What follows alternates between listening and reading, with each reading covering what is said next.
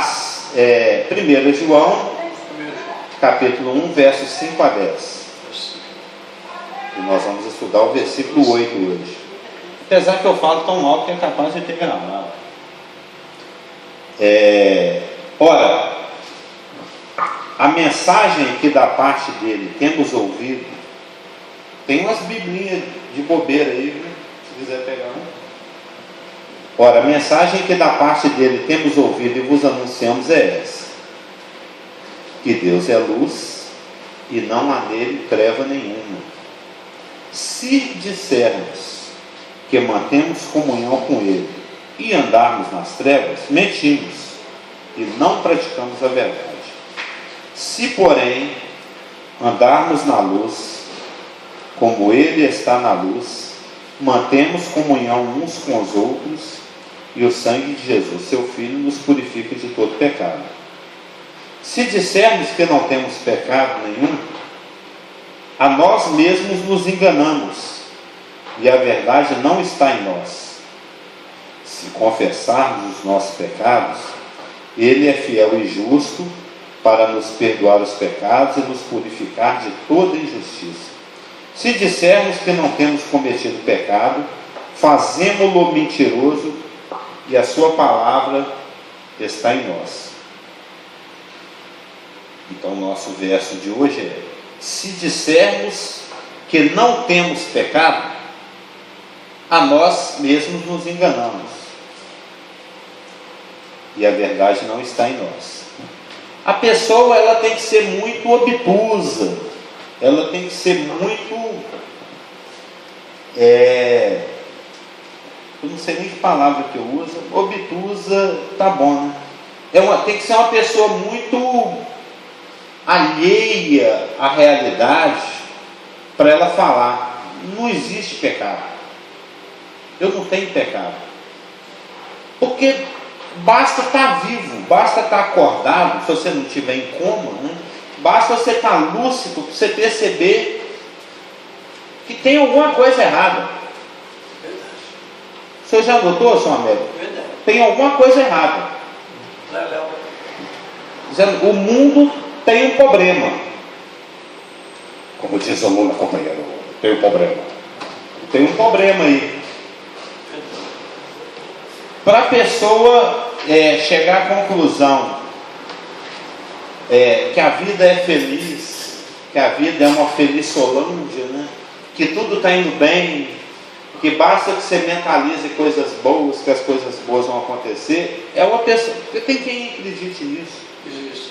É uma ilusão. Você não acreditar que você tenha um problema é uma ilusão. Ele falou aqui, ó, a nós mesmos nos enganamos. Você está se enganando.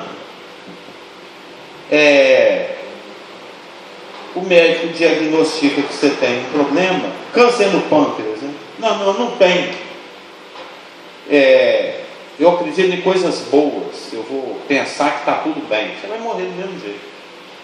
Não muda a realidade, você está se enganando. Dizer que você não tem pecado, você está mentindo para você mesmo. E você vai colher as consequências disso, tanto aqui como na eternidade. Enganamos a nós mesmos, ou seja, você está intencionalmente, de forma lúcida, de forma consciente, recusando, rejeitando a verdade. É uma verdade óbvia. Todo mundo aqui já deu mancada. Eu já dei. Já deu mancada? Pois é. Todos nós já cometemos erros. Todos nós já falamos com alguém, um amigo, um filho, a esposa, o marido, com algum familiar, uma coisa. Por que eu falei isso? Não devia ter falado isso. Você faz uma coisa, acho que eu fiz uma coisa que eu não deveria ter feito. Ou uma escolha você faz. Não devia ter casado com essa mulher. Onde que eu estava com a cabeça quando eu fui namorar essa menina? Ou quando eu fui escolher essa profissão? Ou quando eu escolhi esse carro, depois um carro todo problemático? Ou que eu fui aceitar essa proposta, ou foi falar essa palavra, todos nós, se você não quer se enganar, temos que admitir que nós temos um problema. E estar consciente do problema, como dizem aí para os viciados que se tratam, os alcoólatras anônimos, é o primeiro passo. Você admitir. Você não apenas ter consciência, mas você admitir. E a palavra, ela é explicitíssima com relação ao assunto do pecado. Todos pecaram e todos carecem da glória de Deus. Não há um justo, nem sequer um. Não existe exceção. Existem pessoas da história que a gente louva e aplaude, né? Dom Pedro I, George Washington, né? Qualquer um aí, um cantor qualquer que a gente admira, de qualquer área, quem quer que seja, mas ele teve problemas, ele tinha defeitos, ele cometia erros. Pode ser o maior herói que for, mas ele, mais cedo ou mais tarde, se é que já não cometeu, vai cometer um erro. Eu também, eu posso ser um herói para meu filho, etc., mas eu cometo erros. E a Bíblia, ela é um livro autêntico, bacana, fidedigno. É um livro que a gente sabe que é uma revelação de Deus, porque é um livro que não maquia nada, não põe maquiagem em nada. Davi foi um grande homem, mas os erros dele estão aqui. Pedro foi um grande homem, mas os erros dele também estão lá. Porque se fosse apenas um livro fruto da cultura judaica, assim como qualquer livro, qualquer povo que conta a sua própria história, ele dá uma ajeitadinha nas coisas. A história, se você for lá ver a história dos Estados Unidos, você não vai ver as mancadas que o George Washington, o Abraham Lincoln, o George Bush cometeram. Só vai contar aquelas coisas gloriosas, vitórias. Se você for lá nos hieróglifos dos egípcios, você vai ver, não, nós tivemos a vitória contra os hititas, nós conquistamos tal coisa, mas você não vai ver as mancadas deles. Então, aquele rei mesmo, Senaqueribe, que invadiu Jerusalém na época do rei Ezequias, e que teve o seu exército destruído por um anjo do Senhor, matou 183 mil soldados. Se você for lá nos cilindros, né, que eles faziam cilindros de pedras e tal, e escreviam com aquelas escritas cuneiformes deles lá, os assírios. Essa narrativa não existe. Eu sei que eu já pesquisei isso na internet e tal, existem sites específicos para isso. E nas crônicas dos reis assírios que ficaram registradas, que estão aí para contar a história, esse fracasso dele não está registrado. Teve uma censura, né? Não foi lançado nos anais da história. Porque a nossa tendência Adão, o senhor comeu do fruto que eu te falei? Você não comeu? Não, a mulher que comeu. Gente, Chiquinho, você quebrou o pires da mamãe? Não, mas é porque o Zezinho me empurrou. Gente, raramente nós somos autênticos no seu centro para falar, não, eu errei. Fui eu que quebrei mesmo. A sua mãe mal chega em casa, você já toma a iniciativa, mãe, eu quebrei o seu pires. Normalmente você esconde o caquinho, você tenta, você ora ou reza para que ela nem perceba que a xícara não está mais ali. A nossa tendência natural é nos enganar, mentir primeiro para nós mesmos, depois para quem está do nosso lado, e, triste ilusão, mentir para Deus, como Adão mesmo fez e tantos outros fizeram. Então, se a Bíblia fosse apenas fruto da cultura judaica, os judeus, na sua maioria esmagadora, né, com exceção de Lucas e talvez mais um ou dois, eles teriam escondido os erros, os heróis que aqui aparecem. Mas uma das provas da autenticidade, da inspiração e da revelação que está contido aqui, é que é um livro imparcial. É um livro que mostra os sucessos e os fracassos de cada um que é abordado nas histórias que estão aqui contadas.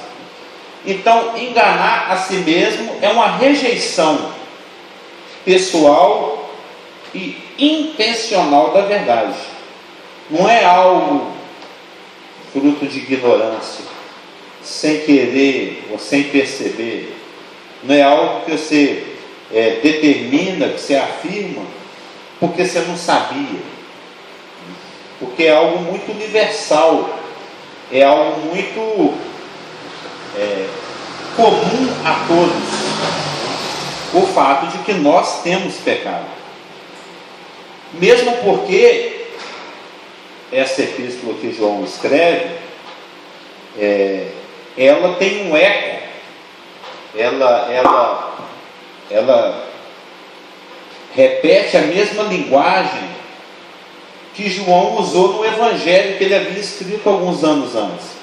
E o Evangelho de João aborda essa questão do pecado muitas vezes. E, por exemplo, quando você vai em João 9, no João, em seu Evangelho, ele relata situações em que o próprio Jesus Cristo, pessoalmente, afirmou diretamente a realidade do pecado. Por exemplo, em João 9,41, está escrito: respondeu-lhes Jesus. Ele está ali conversando com aquele cego de nascença que foi curado, e os discípulos fazem questionamentos, a liderança judaica também faz questionamentos, e dentro desses diálogos ele afirma o seguinte, em João 9,41: se fosseis cegos, não teríeis pecado algum, porque agora dizeis, nós vemos, subsiste o vosso pecado. Então Jesus está afirmando que a liderança judaica tem pecado. Nessa passagem ele fala: olha, eu vim para que aqueles que veem não enxerguem, e aqueles que não enxergam passem a ver. Porque dentro da simbologia das Escrituras existem símbolos que ilustram o pecado. A lepra é uma delas, é um desses símbolos. A cegueira é outro, é um dos símbolos que as Escrituras usam para pecado.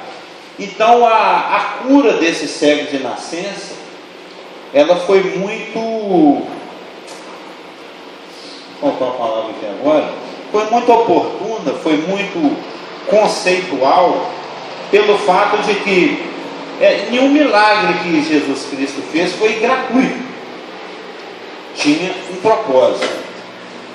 Além do benefício do próprio curado, né, ele tinha um propósito, um objetivo didático.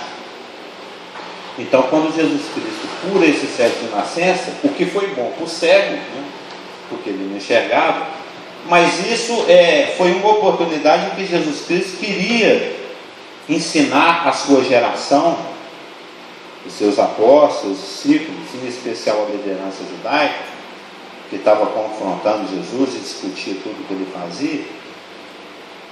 Está até aqui no verso 39: eu vim a este mundo para juízo, a fim de que os que não veem vejam e os que veem se tornem cegos. Ao curar um cego de nascença, ele não apenas restaurou, deu a visão para alguém que não enxergava, como ele também abriu os olhos espirituais dessa pessoa.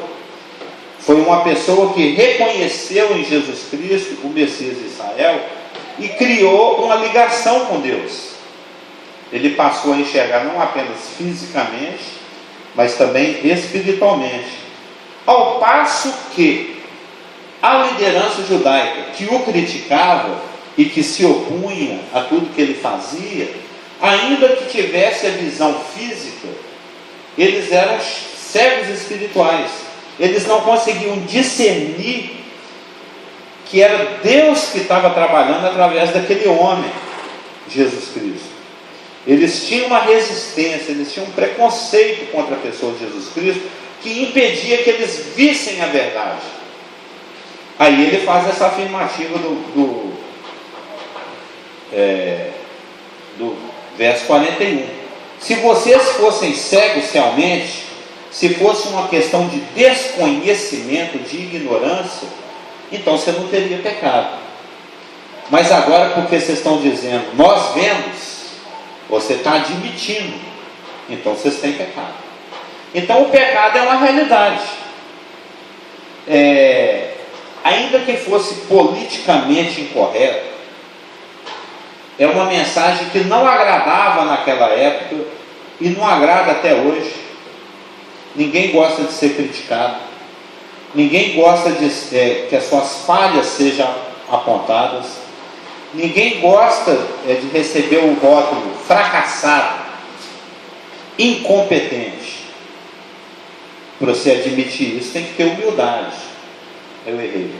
Não, realmente, eu não sou isso tudo que vocês estão pensando. Eu não tenho essa capacidade. Isso que é algo que Deus quer e gosta e aprecia, a questão da humildade. Ele exalta o humilde e abate o soberbo. Isso é amplamente ensinado nas Escrituras. E ele vem e encontra uma geração resistente. Por exemplo, em João 15, só para continuar ilustrando que João, no seu evangelho, assim como ele está fazendo na sua epístola, ele ensinou e afirmou e enfatizou a realidade do pecado muitas vezes. Por exemplo, em João 15, 22, o próprio Jesus Cristo está falando. Eu escolhi exatamente umas 3 passagens ou 4, onde o próprio Senhor Jesus fala do assunto.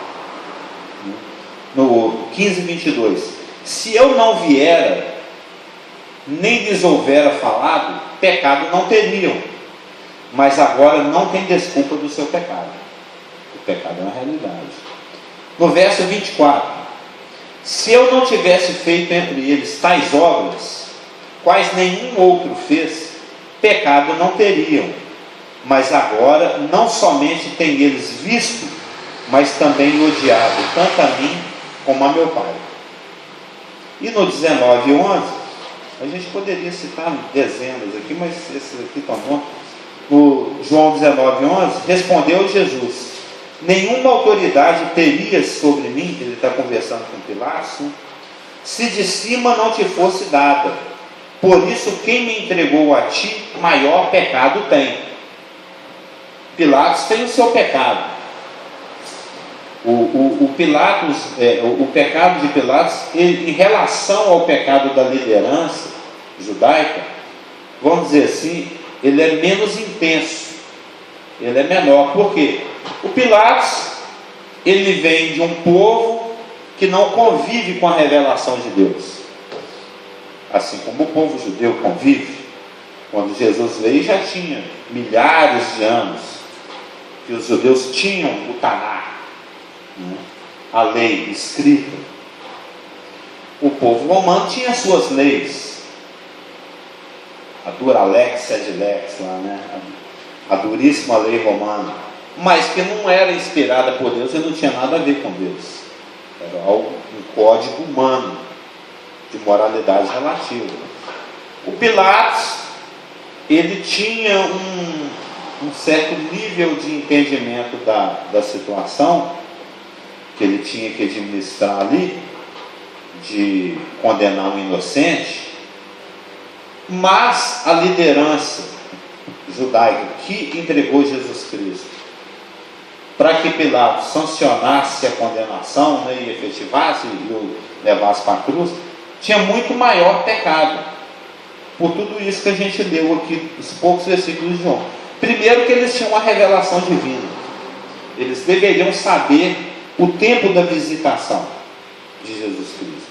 Jesus Cristo até lamentou isso lá em Lucas. Se você conhecesse agora esse momento da minha visitação, mas está oculto aos seus olhos agora. Eles tinham uma revelação, eles tinham o testemunho do Espírito que fazia obras através de Jesus Cristo.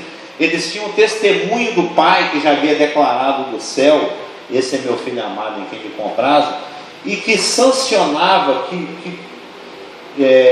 que confirmava as palavras de Jesus Cristo como Filho de Deus por meio das coisas que ele fazia. Então eles não tinham desculpa. Então o pecado é uma realidade, porque Jesus Cristo falou: maior pecado tem aqueles que me entregaram a você. Então o pecado existe, o pecado é real, é uma mensagem desagradável, é uma mensagem que essa mensagem de pecado, de inferno, não combina muito com um Deus bonzinho que a humanidade quer acreditar. Mas isso não impede, não faz com que a verdade deixe de ser verdade só porque ela não é agradável aos nossos ouvidos ou porque nós não concordemos com ela.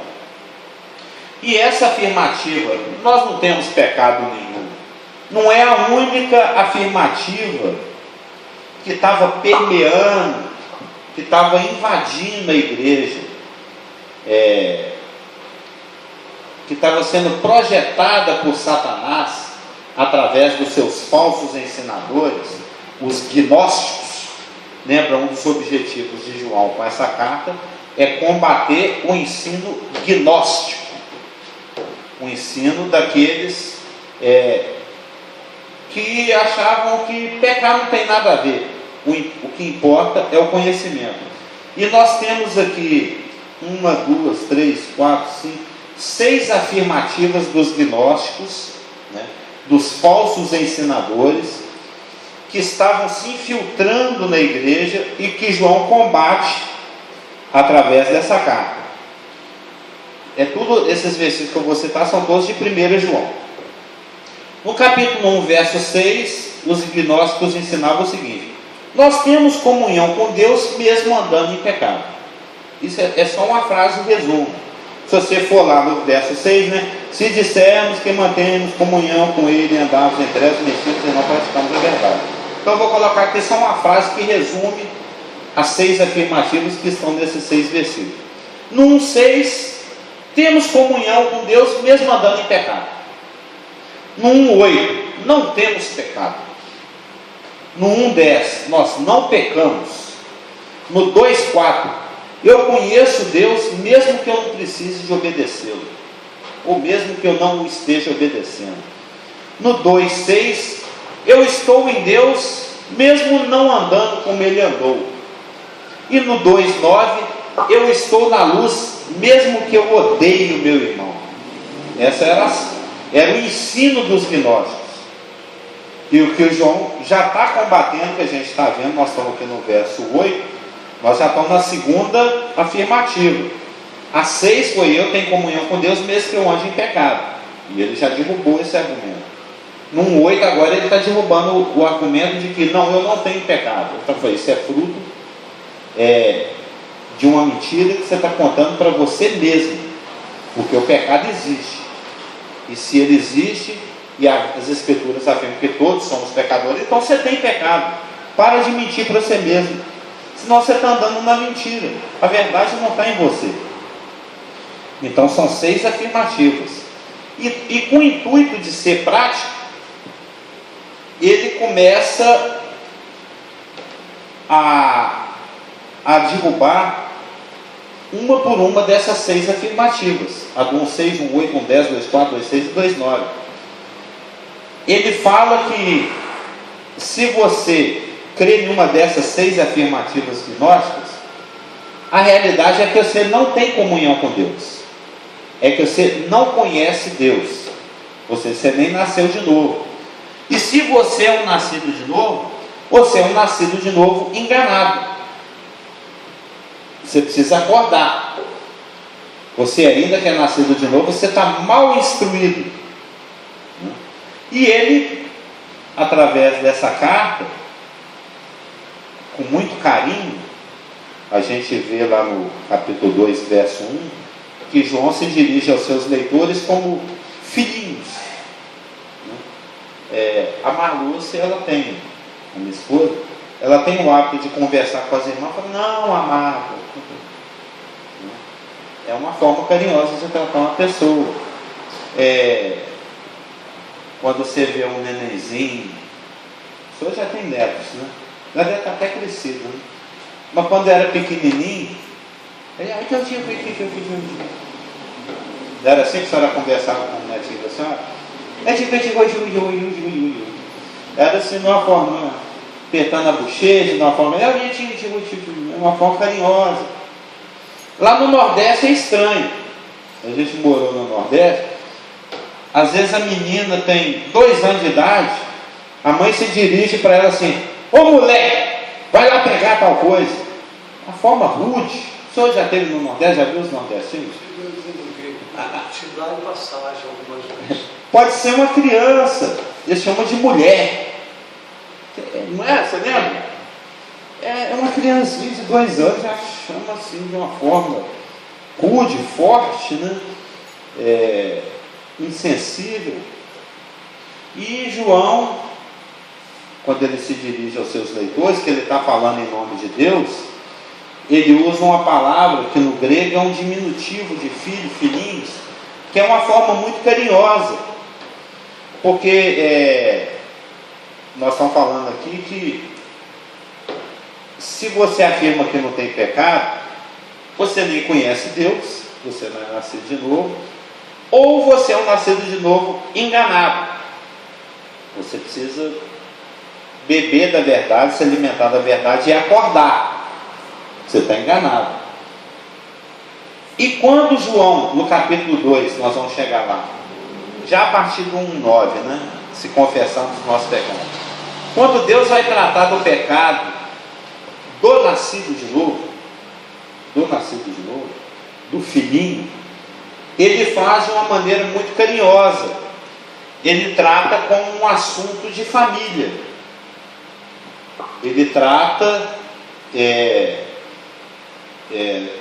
a questão do pecado do nascido de novo, do filhinho, é algo que é tratado com carinho, é algo que é tratado dentro das 4 paredes da mansão celestial, que a gente já se encontra pela fé. Deus é nosso Pai, nós somos seus filhinhos, Ele nos chama carinhosamente assim, e a forma como Deus trata o nosso pecado é muito diferente da forma que Deus trata o pecado daquele que não conhece a Jesus Cristo. Eles recebem juízo, nós recebemos disciplina. Hebreus 13 fala sobre isso. Porque nós não somos bastardos e nós temos um Pai, Ele nos ensina, nos educa e, se necessário for, Ele nos disciplina. Uma criança que é órfã, que perdeu os pais muito cedo, né? Às vezes os pais, isso existe muito, os pais eram drogados, já morreram de overdose por aí, e a criança foi criada numa dessas fundações do Estado, e lá ela sofre muito, ela cresce com uma ótica do mundo muito negativa, muito ruim, e ela cresce sem amor, ela cresce sem carinho, ela não tem educação no sentido de escolaridade mesmo, e cresce uma pessoa igual uma planta que você não poda, que você não trata. Ela cresce, porque a palavra ensina muito sobre isso, inclusive em Provérbios, que a estupidez, a estultícia está agarrada no coração da criança, e ela precisa ser educada na verdade, ela precisa ser disciplinada por pais que temem a Deus, para que ela se afaste desse caminho do mal. Ensina a criança o caminho que ela deve andar. E essa criança, que vive dessa forma, né, que tem esse destino, ela não tem essas oportunidades de ser educada, de ser criada no caminho de Deus. Ela nem tem pai, ela é criada pelo Estado, e ela vai crescer e vai se tornar um adulto problemático, muitas vezes até marginal. Isso, eu estou falando isso mais ou menos para ilustrar a diferença que existe entre alguém que cresce à revelia do destino, né, que cresce sem alguém que a eduque, e alguém que agora tem um Pai Celestial para dar educação, para orientar, para corrigir. É esse ambiente que nós vivemos depois que a gente nasce de novo. Nós temos um Deus que cuida de nós. Nós temos um Deus com quem a gente pode contar e viver pela fé, se apoiando nele, e que também vai nos disciplinar e nos educar quando for necessário. Quando for necessário correção, quando for necessário disciplina, quando for necessário que Deus corrija coisas que Ele gostaria que não estivessem presentes no nosso viver. Porque agora nós temos Pai. E uma das formas como Deus trata de nós, os seus filhinhos, é que Ele usou homens para trazer a revelação da sua vontade. Um deles é João, que nós estamos estudando a sua epístola.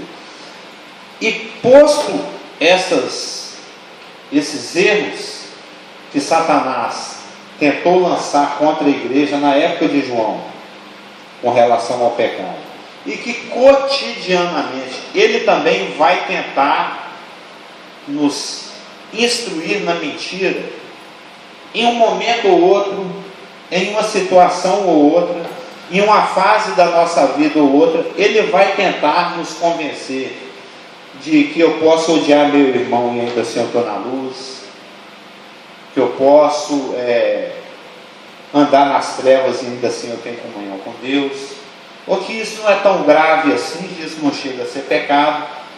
São mentiras que ele conta ao longo dos séculos, para cada geração da igreja, desde a época de João, e ele continua contando até hoje. E a única vacina, o único refúgio que nós temos é a revelação de Deus escrita. E aqui, 1 João, ele está sendo usado pelo Espírito Santo exatamente para ensinar contra esses dois erros: um erro teológico e um erro moral. O erro teológico, aceita um golinho d'água. O erro teológico é essa afirmativa que não existe pecado. E o erro moral é essa afirmativa que não é tão importante assim. Pecar ou não pecar não importa. Mas a palavra de Deus afirma que existe um novo homem. Nós temos duas naturezas. Nós ainda arrastamos o cadáver da velha natureza, e nós temos uma nova natureza disponibilizada para que nós vivamos nela. Nós vivamos nela. E esse novo homem não peca.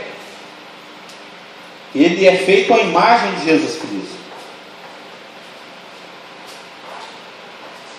Enquanto nós nos disponibilizarmos a viver no novo homem, enquanto nós quisermos, desejarmos e decidirmos viver em novidade de vida, porque Romanos 6 fala extensamente sobre isso. Nós já estamos mortos com o pecado. A Marluce já morreu, eu já morri, cada um de nós já morreu. O nosso velho eu já foi crucificado com Cristo. Existe um novo Carlos disponibilizado. Eu só preciso me apresentar a Deus e falar: Senhor, Eu preciso de ti. Sem ti nada posso fazer. Eu quero andar em novidade de vida. Isso, lá em Romanos 12, 1 e 2, se chama renovação da mente. Lembra? A gente tinha uma época que a gente até cantava: rogo-vos, pois irmãos, que vos apresenteis. Vamos lá no texto, né? Senão eu vou acabar cantando. Rogo-vos, pois irmãos, que vos apresenteis como sacrifício agradável a Deus. Romanos 12, 1 e 2. Rogo-vos, pois irmãos. Tinha época que a gente cantava só versículo, bons tempos. Em Romanos 12, 1 e 2 está escrito: rogo-vos, pois irmãos, pelas misericórdias de Deus, que apresenteis. Lembra, todo servo de Deus lá no Antigo Testamento, quando Deus chamava Samuel falou: eis-me aqui. Ô Carlinhos, sim senhora. Os nossos pais nos chamavam, né?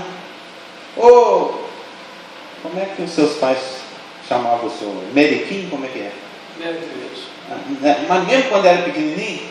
Ô Américo! Isso. Aí o senhor fala: sim senhor. Meu pai. É o ex-me aqui. Você se apresenta. Se o sargento chamar o soldado, ele tem que aparecer. Engraçado como a gente teme mais o homem do que Deus, né? Seja o sargento, seja o pai, a mãe, seja a mulher, os pais, né? Passa aqui agora. Você não é bobo, você vai, senão vai ter chinelada, né? Apresenteis. Você tem que, sim senhor, que apresenteis o vosso corpo por sacrifício vivo, santo e agradável a Deus, que é o vosso culto racional. E não vos conformeis com esse século. A frase que eu estou querendo. Mas transformai-vos pela renovação da vossa mente. Transformai-vos pela renovação da vossa mente, para que experimenteis qual seja a boa, agradável e perfeita vontade de Deus.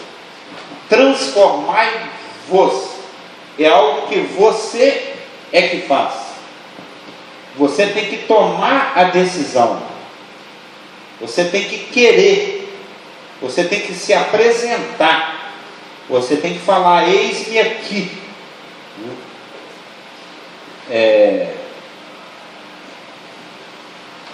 Se você for obrigado, o que adianta? Me abraça aqui agora e me ama. Não tem jeito. Não tem jeito. Você exigir o amor do outro. Seu Américo, eu exijo que o senhor me ame. Sou obrigado a me amar. É muito mais agradável quando o irmão, ou a esposa, ou o parente, ou alguém do nosso convívio fala, espontaneamente expressa isso. Eu te admiro muito, estou com muita saudade de você, eu te amo muito.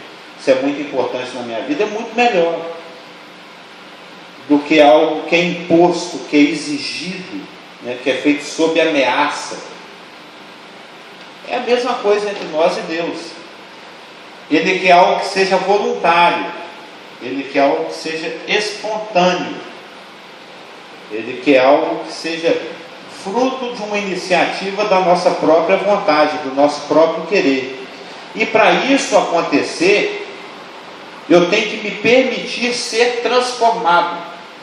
E o que é que nos transforma? Pela renovação da vossa mente.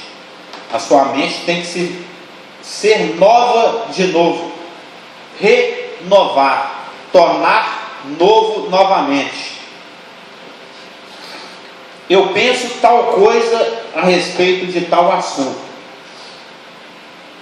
Aí eu permito que Deus, através do seu Espírito, que ilumina a palavra, o que renova a nossa mente? A palavra de Deus.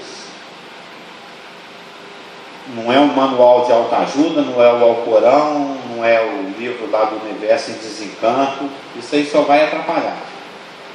O Espírito Santo usa as Escrituras, a vontade e a mente de Deus revelada na palavra de Deus.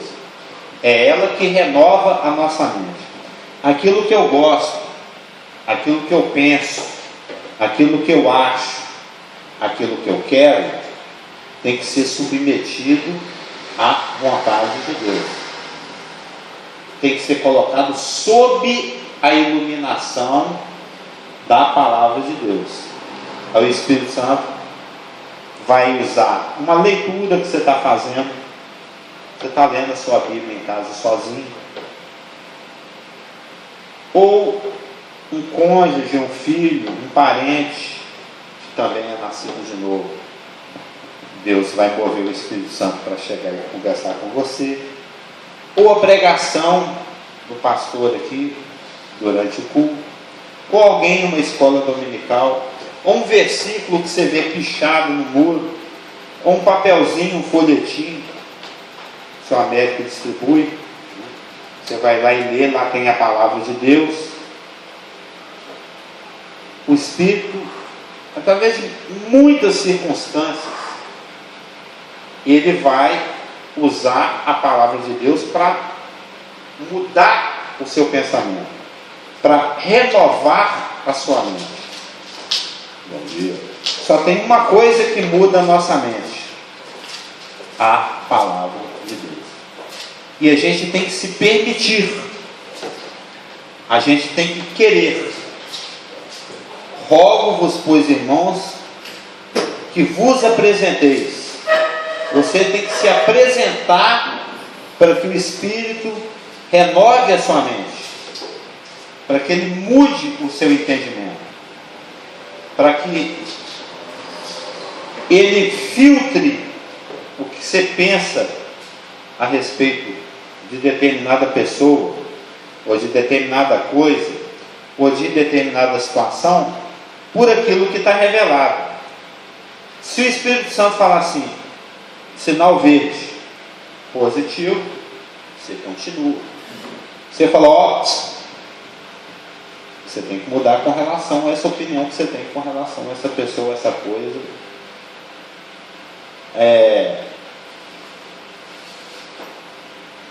Você é uma pessoa que critica, você é uma pessoa que, até pela própria criação, eu estou falando da minha experiência, né? Eu tenho um problema com autoridade, porque eu cresci sob a ditadura militar, né? Quando eu tinha 3 anos de idade, os militares tomaram o poder aqui no Brasil. O senhor lembra, né? Castelo Branco, Costa e Silva, o duríssimo Garrasta Azul Médici, que a gente chamava até de Carrasco Azul. Então, quando o governo age de forma tão dura com o povo, pela lei da ação e reação, né, a lei de Newton, isso faz com que nós nos tornemos animosos. Então eu cresci uma criança e uma adolescente que via as autoridades de uma forma muito negativa, pela forma truculenta e arbitrária como o governo agia na minha época. Então eu cresci e eu cheguei, quando eu nasci de novo, aos 20 anos, eu era uma pessoa problemática, que tinha um histórico de insubordinação com a autoridade. E isso se estende a todos os níveis de autoridade, não é só a polícia ou o governo. Eu nunca sempre. Isso se estende ao pastor, isso se estende aos pais, isso se estende a qualquer pessoa dotada de qualquer nível de autoridade. Aí o Espírito Santo teve que trabalhar, renovar a minha mente. Teve que me mostrar em Pedro que toda autoridade, ela foi instituída por Deus e ela é a mão de Deus em ação para a nossa disciplina para a nossa condução e para o nosso bem-estar. Então, aos trancos e barrancos, apanhando e tomando petelecos na orelha espiritual, eu fui aprendendo, pela renovação da minha mente, pela percepção que o Espírito Santo me dá, através da sua palavra, que quer eu goste, quer não, eu tenho que conviver com a autoridade e obedecê-las. Cada vez menos, né, mozinho? Antes eu discutia demais, eu me subordinava demais, eu criticava demais, eu chutava a televisão, quando eu via, né, as coisas que os governos faziam. Não adianta, pode ser PSDB, ou PT, ou PMDB, é sempre a mesma porcaria. O cara está lá pelo poder e ele quer encher o bolso e te prejudicar. E você vai ficar revoltado com isso, você vai prejudicar a sua comunhão com Deus. Porque Deus também é uma autoridade. E Ele coloca autoridade na nossa vida em todos os aspectos, os mais diversos níveis. Então, vamos ser inteligentes? Permita que o ensino das Escrituras te lapide, te molde, e você vai colher muito mais benefícios se submetendo a um ensino das Escrituras, mesmo que você não goste, do que você querer fazer a coisa do seu jeitinho, e dando gritinho e chutinho por aí. Você vai dar, como diz minha mãe, dar murro em ponto de faca, que é uma burrice. Então, na semana que vem, se o Senhor assim o permitir, como diz em Tiago, nós vamos prosseguir o nosso estudo, agora olhando a carta sob outro aspecto, sob o aspecto koinonia, a questão da comunhão. Porque a partir do momento que você se dispõe a ser renovado, aí você se liga, você se linka com Deus, que é algo que já existe, mas ele se torna prático e efetivo, e isso se estende para todos os lados. Amém? Na semana que vem nós vamos